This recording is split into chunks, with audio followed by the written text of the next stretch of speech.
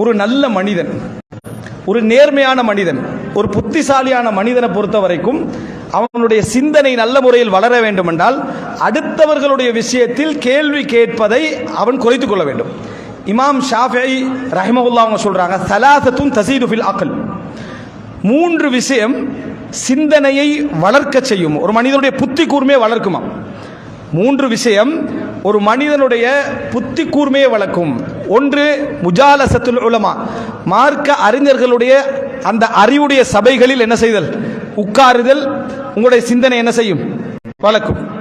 அதே போல முலாசமத்து சாலிஹீன், சாலிஹீன்களுடன் வணக்கம், இபாதத்து, தொழுக என்று ஈடுபடக்கூடிய மக்களோடு நீங்கள் இருத்தல் உங்களுடைய சிந்தனை என்ன செய்யும், கூர்மையாக்கிக்கிட்டே போகும். உங்களுடைய சிந்தனையை கூர்மையாக்கிட்டே போகும். சிந்தனை கூர்மையாக்கிட்டு போனால் என்ன நடக்கும், மட்டகரமான செயல்பாடுகள் எங்கள்கிட்ட வராது.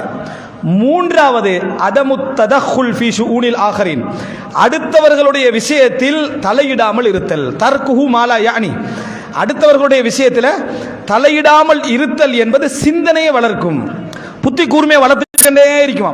அடுத்தவனுடைய விஷயத்தில் அமைதியா இருக்க நம்முடைய புத்தி கூர்மை என்ன செய்யும், வளர்ந்து கொண்டே வரும். ஷாப்பாக எல்லா விஷயத்தையும் புரிந்து கொள்ளக்கூடிய தன்மைக்கு நாங்கள் என்ன செய்வோம், வருவோம். இமாம் ஷாஃபிஈ ரஹ்மத்துல்லாஹி அவர் சொல்றாங்க, புத்தி கூர்மை எப்படி வளரும்.